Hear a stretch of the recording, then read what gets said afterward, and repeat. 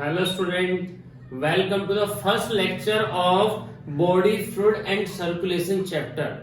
आज का जो हमारा टॉपिक है, आज का हमारा जो नया चैप्टर होगा वो कौन सा है? Body fluid and circulation. ये 11th क्लास की ह्यूमन फिजियोलॉजी यूनिट का बहुत इंपॉर्टेंट चैप्टर है। आप ये मान के चलो कि इसमें नीट से एटलीस्ट 3 क्वेश्चन हर साल पूछे जाते हैं। तो अगर हम बात करेंगे चैप्टर की, चैप्टर का टाइटल क्या है? Body fluid and circulation. अगर सिंपल लैंग्वेज में बोले तो इसमें हमको क्या पढ़ना है? ह्यूमन का जो सर्कुलेटरी सिस्टम होता है, हमारी बॉडी में जो अलग अलग टाइप के फ्लूइड सर्कुलेट करते हैं जैसे ब्लड और लिम्फ, उसके बारे में हमको डिस्कस करना है इसमें। उससे पहले कुछ हमने जनरल इंट्रोडक्शन डिस्कस करेंगे कि सर्कुलेशन किसको बोलते हैं, या फिर सर्कुलेटरी सिस्टम की एनिमल्स को क्या नीड होती है, उन सब के बारे में हम डिस्कस करेंगे। तो जैसा कि स्टूडेंट चैप्टर के नाम से पता लग रहा है, body fluids and circulation. Body में जो फ्लूइड्स होते हैं, बॉडी में जो हमारे अलग अलग टाइप के फ्लूइड्स होते हैं जैसे ब्लड और लिम्फ, उनका सर्कुलेशन, वो हमारी बॉडी में कैसे सर्कुलेट करते हैं। तो स्टूडेंट जैसे कि आपको पता है, जैसे कि आप जानते हो, जितने भी multi cellular complex body organism होते हैं, like animal, multi cellular animal, complex animal जो होते हैं, और कॉम्प्लेक्स प्लांट होते हैं, उनकी बॉडी बहुत लार्ज होती है। उनकी बॉडी क्या होती है? बहुत लार्ज होती है। और उनकी बॉडी में हर एक सेल को सर्वाइव करने के लिए क्या चाहिए? जो न्यूट्रिएंट्स होते हैं, जो यूजफुल मटेरियल्स होते हैं, न्यूट्रिएंट, ऑक्सीजन, वाटर, मिनरल, उनकी हर एक सेल को उसकी रेगुलर सप्लाई चाहिए। और सेल में जो वेस्ट प्रोडक्ट बनते हैं जैसे CO2 वगैरह, उनका क्या चाहिए? रिमूवल होना चाहिए। तो उसके लिए क्या होता है? जितने भी कॉम्प्लेक्स बॉडी ऑर्गेनिज्म होते हैं लाइक प्लांट, एनिमल, उनकी बॉडी में कोई ना कोई ट्रांसपोर्ट सिस्टम वर्क करता है। जैसे अगर हम प्लांट की बात करेंगे, तो प्लांट में क्या होते हैं? वेस्कुलर बंडल होते हैं, वेस्कुलर टिश्यू होता है, जाइलम और फ्लोएम। जैसे कि आपने पढ़ा है, जाइलम वाटर मिनरल कैरी करता है और फ्लोएम फूड को कैरी करता है मेनली। ऐसे एनिमल की बॉडी, खासकर जो कौन से एनिमल होते हैं? लार्ज साइज एनिमल होते हैं, कॉम्प्लेक्स बॉडी होती है, उनकी हर एक सेल को सर्वाइव करने के लिए क्या चाहिए? यूजफुल मटेरियल और हार्मफुल मटेरियल का रिमूवल होना चाहिए। जैसे हमारी बॉडी में हेड से लेके बिल्कुल बॉटम तक जितने भी ऑर्गन है, आई, ईयर, नोज, किडनी, हर एक ऑर्गन को क्या चाहिए? सर्वाइव करने के लिए यूजफुल मटेरियल्स की सप्लाई और हार्मफुल मटेरियल का रिमूवल। इस पर्पज के लिए जो लिविंग ऑर्गेनिज्म होते हैं, जो स्पेशली एनिमल की अगर हम बात करते हैं, एनिमल्स के अंदर क्या होता है? किसी ना किसी टाइप का सर्कुलेटरी सिस्टम होता है। उसी को हम इस चैप्टर में डिस्कस करेंगे। तो जैसे सबसे पहले हमने इंट्रोडक्शन में लिखा है, every cell of an organism require regular supply of nutrients like oxygen, oxygen के साथ साथ वाटर, मिनरल, जो यूजफुल मटेरियल्स होते हैं, and immediate removal of waste like CO2, nitrogenous waste etcetera. जितने भी लिविंग ऑर्गेनिजम्स होते हैं, जितने भी एनिमल होते हैं, उनकी हर एक सेल को सर्वाइव करने के लिए क्या चाहिए?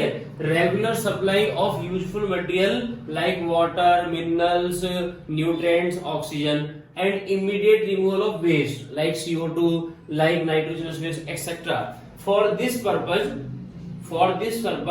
all type of animals develop some kind of circulatory mechanism। इस पर्पज के लिए जितने भी एनिमल होते हैं, उनकी बॉडी में किसी ना किसी टाइप का सर्कुलेटरी सिस्टम होता है, सर्कुलेटरी मैकेनिज्म होता है। वो डिपेंड करेगा एनिमल की बॉडी कैसी है, एनिमल की बॉडी कितनी सिंपल है और कितनी कॉम्प्लेक्स है, उसके अकॉर्डिंग एनिमल में कोई ना कोई टाइप का सर्कुलेटरी सिस्टम मिल सकता है। For example, types of circulatory system को हम जनरली 2 पार्ट में डिवाइड कर रहे हैं, एक्स्ट्रा ऑर्गेनिज्मिक और इंट्रा ऑर्गेनिज्मिक।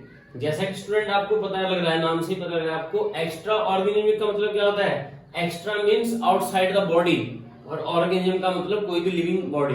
तो लिविंग बॉडी के बाहर जब फ्लूइड सर्कुलेट करता है, जब कोई फ्लूइड लिविंग ऑर्गेनिज्म की बॉडी के बाहर सर्कुलेट कर रहा है, तब उसको बोल सकते हैं हम एक्स्ट्रा ऑर्गेनिज्मिक सर्कुलेशन। जैसे कि आपने किंगडम एनिमेलिया के बहुत सारे फाइलम पढ़े हैं। जैसे फर्स्ट फाइलम आपने पढ़ा है पोरीफेरा। एनिमल किंगडम का जो फर्स्ट फाइलम होता है पोरीफेरा, जो स्पॉन्जेस होती है, वो कहाँ पे मिलती है? वाटर में। और उनकी बॉडी में एक स्पेशल टाइप का सिस्टम होता है, आपको अगर याद हो, वाटर कैनाल सिस्टम में क्या होता है? वाटर अंदर एंटर करता है ऑस्टिया के थ्रू, फिर स्पॉन्जोसील में जाता है, फिर स्पॉन्जोसील से ऑस्कुलम के थ्रू बाहर जाता है।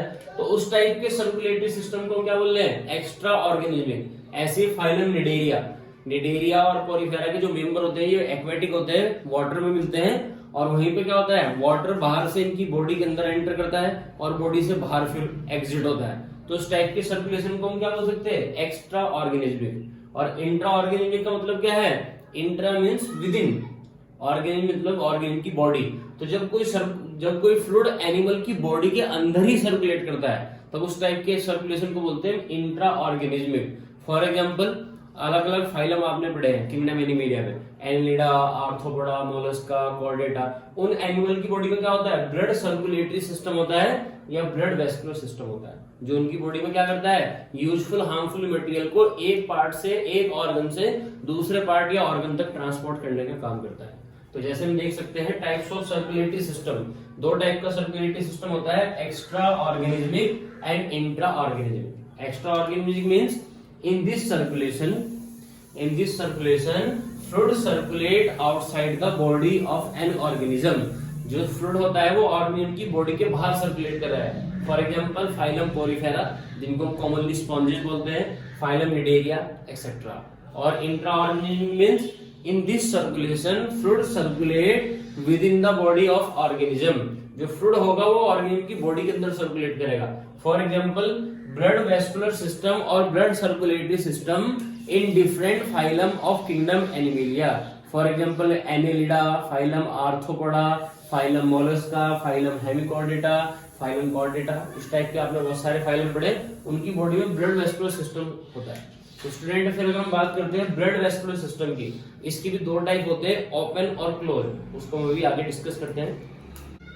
अब स्टूडेंट अगर हम बात करते हैं ब्लड वेस्कुलर सिस्टम और ब्लड सर्कुलेटरी सिस्टम की, चाहे तो आप इसको ब्लड वेस्कुलर सिस्टम पढ़ लो, चाहे इसको ब्लड सर्कुलेटरी सिस्टम पढ़ लो, दोनों का मतलब एक ही होता है। ब्लड वेस्कुलर सिस्टम एक स्पेशल टाइप का ऑर्गन सिस्टम होता है जो अलग अलग पार्ट से मिलकर बनता है, जैसे ब्लड, लिम्फ और हार्ट और इसके अलावा ब्लड वेसल, बहुत सारे स्ट्रक्चर से मिलकर बनता है। ये एक स्पेशल टाइप का ट्रांसपोर्ट ऑर्गन सिस्टम होता है जो हमारी बॉडी में क्या करता है, जो एनिमल्स की बॉडी में क्या करता है, एक पार्ट से दूसरे पार्ट तक यूजफुल और हार्मफुल मटेरियल को ट्रांसपोर्ट करने में हेल्प करता है। फॉर एग्जांपल हमारी बॉडी में जो रेस्पिरेटरी गैसेस होती है, ऑक्सीजन और CO2, उनको पूरी बॉडी में ट्रांसपोर्ट करने का काम कौन कर रहा है, ब्लड।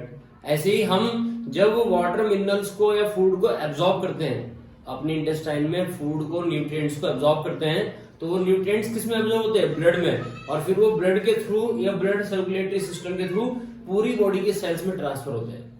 तो स्टूडेंट यहाँ पे अगर हम बात करते हैं ब्लड वेस्कुलर सिस्टम और सर्कुलेटरी सिस्टम की, कि ये क्या होता है, तो it is a special system, organ system which helps in transportation of useful as well as harmful material from one part of the body to another part of the body. Body के एक part से दूसरे part तक useful और harmful material को transport करने का जो काम करता है, उस स्पेशल टाइप के ऑर्गन सिस्टम को हम बोलते हैं ब्लड वेस्कुलर सिस्टम और सर्कुलेटरी सिस्टम। उसके बाद अगर हम बात करते हैं ब्लड वेस्कुलर सिस्टम की, blood vascular system is of two types, open blood vascular system and close blood vascular system. यहाँ पे BVS का मतलब क्या है, blood vascular system. Open blood vascular system को हीमेल और लेक्यूलर भी बोलते हैं, और एक होता है क्लोज। इन दोनों में आपको स्टूडेंट डिफरेंस समझना है विद एग्जांपल, ये कौन कौन से एनिमल में या फाइलम में मिलते हैं। तो जैसे कि आप देख सकते हो, ओपन का मतलब क्या होता है, ओपन सर्कुलेटरी सिस्टम उसको बोलते हैं जहां पे जो ब्लड होता है, ब्लड स्पेशल टाइप की ब्लड वेसल में सर्कुलेट नहीं करता। ओपन सर्कुलेटरी सिस्टम उसको बोलेंगे जहां पे ब्लड स्पेशल टाइप की ब्लड वेसल में सर्कुलेट नहीं कर रहा है। ब्लड क्या होता है, बड़े बड़े सेल बॉडी के अंदर स्पेस होते हैं, उनको हम क्या बोलते हैं, साइनस और लेक्यूनी। उन स्पेस को क्या नाम दिया गया है, साइनस और लेक्यूनी नाम दिया गया है। इस स्पेस में ब्लड फिल्ड रहता है, पाउडर रहता है, भरा हुआ रहता है, और वहां पे ही क्या होता है, सेल के और ब्लड के बीच में एक्सचेंज होता है मटेरियल का। इसका मतलब क्या हुआ, यहाँ पे जो सेल होती है, सेल ब्लड के डायरेक्ट कांटेक्ट में होती है, सेल ब्लड के डायरेक्ट कांटेक्ट में होती है, सेल ब्लड में डूबी हुई रहती है, सेल ब्लड में नहा रही है, आप ऐसे मान कर सकते हो। उसके बाद अगर हम बात करेंगे क्लोज की, क्लोज में क्या होता है, क्लोज में जो ब्लड होता है, ब्लड हमेशा स्पेशल टाइप की ब्लड वेसल के थ्रू फ्लो करता है। ब्लड जो होता है, ब्लड हमेशा किसके अंदर फ्लो करेगा, सर्कुलेट करेगा, ब्लड वेसल के अंदर। कभी भी ब्लड का और सेल का डायरेक्ट कांटेक्ट नहीं होगा। जबकि यहाँ पे क्या होता है, ब्लड बड़े बड़े स्पेस में फिल्ड रहता है, और वो जो सेल्स होती है, सेल्स ब्लड में बात कर रही है, सेल ब्लड में नहा रही है, डूबी हुई होती है, सेल ब्लड के डायरेक्ट कांटेक्ट में होती है। और इसमें सेल ब्लड के डायरेक्ट कांटेक्ट में नहीं आती है। तो जैसे स्टूडेंट आप यहाँ पे देख सकते हो, हमने लिखा भी है in this circulatory system blood do not travel with in blood vessel. जो ब्लड होता है वो ब्लड हमेशा ब्लड वेसल में ट्रेवल नहीं करेगा, ठीक है नहीं, ड्यूरिंग इट्स सर्कुलेशन, अपने सर्कुलेशन के time, but it is powered और field in large spaces called sinus or lacunae where the exchange of material takes place between cell and blood। और वहीं पे लेक्यूनी में ही क्या होता है, ब्लड के और सेल के बीच में एक्सचेंज होता है मटेरियल का, यूजफुल और हार्मफुल का। जैसे कि हम यहाँ पे देख भी सकते हैं, cells remain direct contact with cell blood. जो सेल्स होती है, सेल हमेशा क्या होगी, ब्लड के डायरेक्ट कांटेक्ट में होगी। आप इसको डायग्राम की हेल्प से भी समझ सकते हो। जैसे ही कोई ब्लड वेसल है, आर्टरी, सपोज करो जैसे कि ब्लड वेसल है आर्टरी, ये ब्लड को सपोज करो हार्ट की तरफ से लेके आ रही है ऑर्गन की साइड, और फिर ये लार्ज स्पेस है, आप देख सकते हो, स्पेस का नाम क्या है, लेक्यूनी और साइनस। यहाँ पे लेक्यूनी में साइनस में क्या प्रेजेंट है, बॉडी की सेल भी प्रेजेंट होती है। ये हमने राउंड बॉडी की सेल बनाई है। तो आप यहाँ पे देख सकते हो सेल और ब्लड के बीच में डायरेक्ट कॉन्टेक्ट होता है। ये यहाँ पे हमने डॉट से क्या दिखाया, ब्लड, ये डॉट से हमने क्या दिखाया, ब्लड। यहाँ पे आप देख सकते हो ब्लड का और सेल का डायरेक्ट कांटेक्ट हो रहा है, ब्लड सेल के डायरेक्ट कांटेक्ट में, ब्लड सेल में डूबी हुई होती है। और यहाँ पे क्या होगा, फिर ये एरो का मतलब क्या है, ब्लड के और सेल के बीच में एक्सचेंज हो रहा है। यूजफुल मटेरियल ब्लड से सेल में जा रहे हैं और हार्मफुल मटेरियल सेल से ब्लड में आ रहे हैं। और फिर यहाँ से इस ब्लड को ड्रेन करने का काम, निकालने का काम कौन कर रही है, वीन।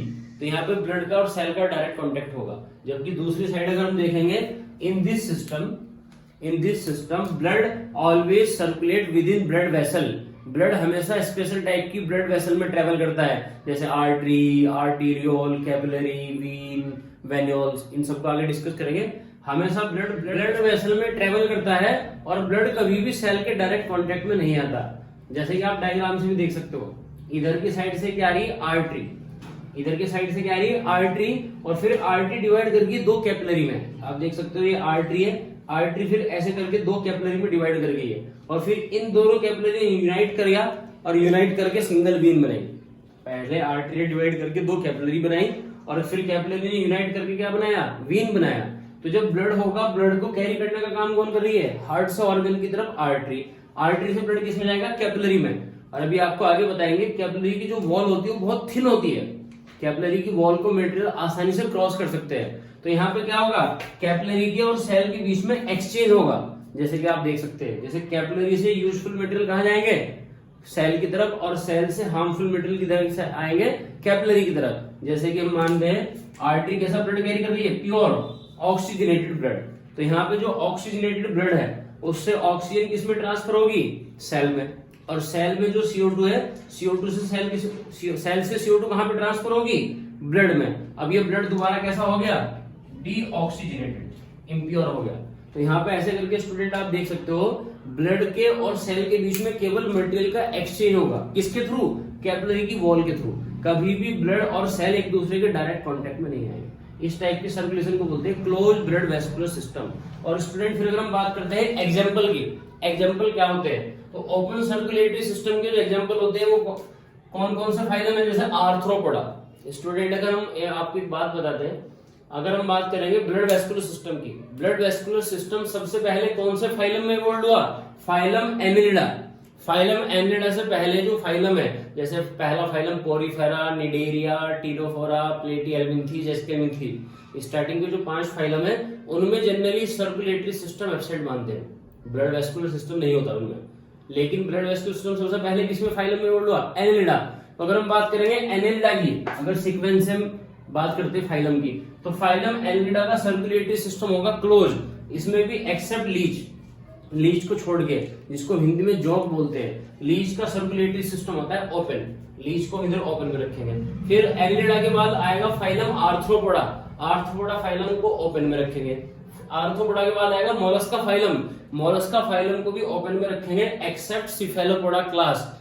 मोलस्का फाइलम की क्लास आती है सिफेलोपोडा, जिसमें ऑक्टोपस वगैरह आते हैं, उसमें सर्कुलेटरी सिस्टम क्लोज होता है, तो सिफेलोपोडा क्लास को रखेंगे हम क्लोज में। फिर मोलस्का फाइलम के बाद आता है इकाइनोडर्मेटा फाइलम, 9th फाइलम जो है, और इकाइनोडर्मेटा में सर्कुलेटरी सिस्टम एब्सेंट होता है, उसमें वाटर वेस्कुलर सिस्टम होता है सर्कुलेटरी सिस्टम की जगह।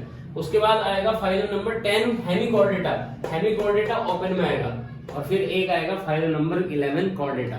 कॉर्डेटा जो फाइलम होता है वो क्लोज ब्लड वेस्कुलर सिस्टम में आता है। तो स्टूडेंट ऐसे करके ये ओपन और क्लोज दो टाइप का सर्कुलेटरी सिस्टम होता है। यहाँ पे इसका मतलब क्या है, डेफिनेशन क्या है और एग्जांपल क्या है वो हमने आपसे डिस्कस किया। अब स्टूडेंट अगर हम आगे बात करते हैं ह्यूमन सर्कुलेटरी सिस्टम की, ह्यूमन का जो सर्कुलेटरी सिस्टम होता है या ह्यूमन का जो ब्लड वेस्कुलर सिस्टम होता है, या जनरली जो दूसरे एनिमल होते हैं जिनका क्लोज सर्कुलेटरी सिस्टम होता है, उनका सर्कुलेटरी सिस्टम 3 कंपोनेंट का बना होता है। वो 3 कंपोनेंट कौन कौन से होते हैं? एक पंपिंग ऑर्गन जिसको हम हार्ट बोलते हैं, एक पंपिंग ऑर्गन होता है जिसको हार्ट बोलते हैं, एक हमारी बॉडी में छोटी छोटी ट्यूब्स का चैनल या नेटवर्क होता है। हमारी बॉडी में छोटी छोटी ट्यूब का चैनल या नेटवर्क होता है जिनको हम क्या बोलते हैं? Blood vessel. और ब्लड वेसल 3 टाइप की होती है, आर्टरी, वीन और कैपिलरी। और एक स्टूडेंट हमारी बॉडी में सर्कुलेटरी मीडियम और फ्लूइड होता है जिनके थ्रू बहुत सारी चीजें क्या करती है? सर्कुलेट करती है। और हमारी बॉडी का जो सर्कुलेटरी मीडियम होता है या फ्लूइड होता है वो मेनली 2 टाइप का होता है, ब्लड और लिम्फ। वो मेनली 2 टाइप का होता है, ब्लड और लिम्फ। तो अगर स्टूडेंट हम बात करते हैं ह्यूमन ब्लड वेस्कुलर सिस्टम की, इसके 3 कंपोनेंट कौन कौन से होते हैं? Heart, blood vessel and blood और लिम्फ। ये ब्लड लिम्फ फ्लूइड होते हैं हमारी बॉडी के। हार्ट को आप कंपेयर कर सकते हो जैसे हमारे घर में पाइपलाइन नहीं होती है, हमारे घर में पूरा का पूरा वाटर का ट्रांसपोर्ट सिस्टम होता है। तो हमारे घर में जैसे मोटर होती है, मोटर क्या करती है? वाटर को पंप करती है। तो आप मोटर को कंपेयर कर सकते हो हार्ट से। ऐसे ही हमारे घर में जो प्लास्टिक की पाइपलाइंस होती है या एल्यूमिनियम की पाइपलाइन होती है उनको आप कंपेयर कर सकते हो ब्लड वेसल से। और ऐसे ही हमारी बॉडी में जो हमारे घर में जो वाटर फ्लो करता है, उन पाइप में क्या फ्लो कर रहा है? वाटर। ऐसे हमारी बॉडी में क्या फ्लो करता है? ब्लड और लिम्फ। इसको आप कंपेयर कर सकते हो वाटर से। तो स्टूडेंट की ह्यूमन का सर्कुलेटरी सिस्टम है, इसके एक एक कंपोनेंट को हम आगे डिटेल में डिस्कस करते हैं। स्टूडेंट फिर एक टर्म आती है एंजियोलॉजी। एंजियोलॉजी का मतलब क्या है? यहाँ पे एनजीओ वर्ड आता है सप्लाई के लिए।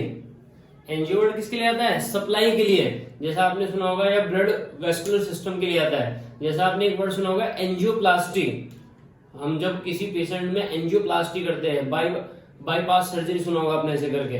तो एंजियोलॉजी का मतलब क्या है? Study of blood vascular system. जब हम एनिमल के ब्लड वेस्कुलर सिस्टम को स्टडी करते हैं तो बायोलॉजी की वो ब्रांच क्या कहलाती है? Angiology. And father of angiology is William Harvey. William Harvey नाम के एक साइंटिस्ट है, इन्होंने ब्लड वेस्कुलर सिस्टम को स्टडी किया था सबसे पहले, इसलिए इनको क्या बोलते हैं? Father of angiology. And they are also known as father of animal physiology. इनको फादर ऑफ एनिमल फिजियोलॉजी भी बोला गया है।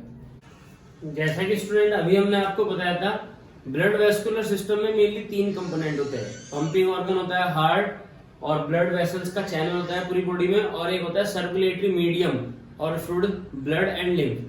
तो हम ये अभी हम ब्लड को डिस्कस करने जा रहे हैं। ब्लड क्या होता है, ब्लड के क्या क्या कंपोनेंट होते हैं। तो सबसे पहले अगर हम बात करते हैं ब्लड की, ब्लड के कुछ जनरल पॉइंट्स हैं, कुछ जनरल कैरेक्टरिस्टिक्स है। जैसे एक आता है ब्लड। ब्लड की स्टडी को क्या बोलते हैं? हीमेटोलॉजी। बायोलॉजी में कहीं भी स्टूडेंट आपको हीम वर्ड लिखा मिले, हीम वर्ड किसके लिए आता है? हीमोग्लोबिन के लिए, हीमोग्लोबिन या फिर ब्लड के लिए। तो हीमेटोलॉजी का मतलब क्या होता है? Study of blood. ब्लड की स्टडी को हीमेटोलॉजी बोलते हैं। और फिर blood is a fluid connective tissue. आपको याद होगा स्टूडेंट, आपने एनिमल टिश्यू पढ़े होंगे। एनिमल में 4 टाइप के टिश्यू होते हैं, epithelial tissue, muscular tissue, connective tissue और नर्वस टिश्यू। तो ब्लड कौन से टाइप का टिश्यू है? कनेक्टिव टिश्यू है। कनेक्टिव टिश्यू में भी कौन सा आता है? फ्लूइड कनेक्टिव टिश्यू, क्योंकि लिक्विड फॉर्म में होता है। Blood is a fluid connective tissue commonly called river of life. इसको लाइफ की रिवर भी बोलते हैं, बिकॉज लाइफ के लिए बहुत इंपॉर्टेंट है। हम ब्लड के बिना सर्वाइव नहीं कर सकते, क्योंकि ब्लड ही क्या करता है? हमारी बॉडी में ट्रांसपोर्टेशन करता है मटेरियल का, जैसे कि आपको बताया था अभी हमने। उसके अलावा blood is the softest tissue of the body. Blood जो होता है, ब्लड हमारी बॉडी का सबसे सॉफ्ट टिश्यू होता है। ब्लड हमारी बॉडी का सबसे सॉफ्ट टिश्यू होता है। तो स्टूडेंट अब आपके माइंड में आता होगा सबसे हार्ड टिश्यू कौन सा होता है? तो सबसे हार्ड टिश्यू जो होता है वो होती है बोन। अगर सबसे हार्डेस्ट टिश्यू की बात करेंगे तो hardest tissue is bone and softest tissue is blood. और अगर हम बात करें हार्डेस्ट पार्ट, हमारी बॉडी का सबसे हार्ड पार्ट कौन सा होता है? तो जो टीथ का क्राउन वाला पार्ट होता है, टीथ की जो टिप होती है जिसको हम इनेमल बोलते हैं, वो बेसिकली डेड पार्ट होता है, वो हमारी बॉडी का सबसे हार्ड पार्ट होता है। उसके बाद student, blood is a fibre free connective tissue. आपने कनेक्टिव टिश्यू पढ़ा होगा, कोई भी कनेक्टिव टिश्यू 3 कंपोनेंट का बना होता है। कोई भी कनेक्टिव टिश्यू 3 कंपोनेंट का बना होता है, cell, fibre, matrix. Cell, fibre और मैट्रिक्स। सेल और फाइबर जो होते हैं वो मैट्रिक्स में एम्बेडेड होते हैं, मैट्रिक्स में डूबे होते हैं। लेकिन अगर हम ब्लड की बात करेंगे, blood is a fibre free connective tissue. इसका मतलब क्या हुआ, ब्लड में सेल्स मिलेगी और ब्लड में मैट्रिक्स मिलेगा। मैट्रिक्स क्या होता है ब्लड का, प्लाज्मा, जो ब्लड का लिक्विड पार्ट होता है, और सेल्स आपको पता ही है डब्ल्यूबीसी, आरबीसी, प्लेटलेट। लेकिन ब्लड में फाइबर नहीं होते। तो ये भी इंपॉर्टेंट है, पूछते हैं कि किसी फाइबर फ्री कनेक्टिव टिश्यू का एग्जांपल बताओ। तो फाइबर फ्री कनेक्टिव टिश्यू क्या होता है, लिम्फ और ब्लड। उसके बाद मेसोडर्मल इन ओरिजिन, इसका जो ओरिजिन होता है वो मेसोडर्मल होता है। मेसोडर्मल का मतलब मेसोडर्म से होता है। आप ह्यूमन रिप्रोडक्शन पढ़ोगे, वहां पे आप एम्ब्रियोनिक डेवलपमेंट पढ़ोगे। ह्यूमन रिप्रोडक्शन में एक टॉपिक आता है एम्ब्रियोनिक डेवलपमेंट, मींस हमारा जो गैस्ट्रुला बनता है, एम्ब्रियो बनता है, उसमें 3 जर्म लेयर बनती है, एक्टोडर्म, मेसोडर्म और एंडोडर्म। इसलिए हम कौन सा एनिमल है, ट्रिप्लोब्लास्टिक। तो हमारी बॉडी के ज्यादातर ऑर्गन मेसोडर्म से बनते हैं। तो ब्लड भी किससे बनता है, मेसोडर्म से। फिर ब्लड का जो टेस्ट होता है वो सॉल्टी होता है। टेस्ट जो होगा इसका कैसा होगा, सॉल्टी होगा। और हैवियर देन वाटर, वाटर से हैवी होता है। अगर हम बात करेंगे ब्लड की, ब्लड वाटर से ज्यादा हैवी होता है। ब्लड की जो स्पेसिफिक ग्रेविटी होती है वो होती है 1.04 टू 1.07। और ब्लड की जो विस्कोसिटी होती है, थोड़ा विस्कस भी ज्यादा होता है वाटर से, इसकी विस्कोसिटी होती है 4.7। और अगर ब्लड की पीएच की बात करेंगे तो ब्लड की पीएच कैसी होती है, स्लाइटली एल्कलाइन, हल्का सा बेसिक होता है, 7.4 पीएच होती है। ब्लड की पीएच कितनी होती है, 7.4 होती है। फिर एक क्वेश्चन और पूछा जाता है स्टूडेंट, पीएच जो होती है वो आर्टरी में ज्यादा होती है और वीन में कम होती है। पीएच जो होती है वो आर्टरी में पीएच थोड़ी ज्यादा होती है और वीन में जो पीएच होती है वो थोड़ी कम होती है। इसका भी रीजन है। इसका रीजन क्या है, वीन मेनली कैसा ब्लड कैरी करती है, डीऑक्सीजनेटेड। वीन कैसा ब्लड कैरी करती है, डीऑक्सीजनेटेड, जिसमें CO2 ज्यादा हो। और जब वीन में CO2 ट्रेवल करती है, आपने ब्रीदिंग एंड एक्सचेंज चैप्टर में पढ़ा है, जब CO2 ट्रेवल करती है तो CO2 मेनली किसकी फॉर्म में ट्रेवल करती है, H2CO3, कार्बोनिक एसिड की फॉर्म में ट्रेवल करती है। और कार्बोनिक एसिड एक एसिड होता है, और एसिड होने के कारण पीएच क्या होगी, वीन में पीएच थोड़ी कम होगी एज कम्पेयर टू आर्टरी। या हम उल्टा बोल सकते हैं, आर्टरी में पीएच ज्यादा होगी एज कम्पेयर टू वीन। तो मैं यहाँ पे लिखा भी है, pH is more in arteries and less in vein because in vein CO2 travel as carbonic acid, H2CO3 की फॉर्म में ट्रेवल करती है। उसके बाद वॉल्यूम जो होता है, एक एडल्ट हेल्दी पर्सन में ब्लड का जो वॉल्यूम होता है वो 5 to 6 लीटर होता है। एक एडल्ट हेल्दी पर्सन में कितना ब्लड होता है, 5 to 6 लीटर ब्लड होता है। और ब्लड हमारे टोटल बॉडी वेट का कितना परसेंट कॉन्स्टिट्यूट करता है, 7 to 8%। ब्लड हमारी टोटल बॉडी वेट का 7 to 8% कॉन्स्टिट्यूट करता है। स्टूडेंट, अब हम आगे के लेक्चर में पढ़ेंगे ब्लड के कंपोनेंट, ब्लड के कौन कौन से कंपोनेंट होते हैं। ब्लड में मेनली 2 कंपोनेंट होते हैं, ब्लड का जो लिक्विड पार्ट होता है प्लाज्मा, और सेलुलर पार्ट जो ब्लड की सेल होती है, आरबीसी, डब्ल्यूबीसी, प्लेटलेट्स। इनको सबको हम अगले लेक्चर में डिस्कस करेंगे।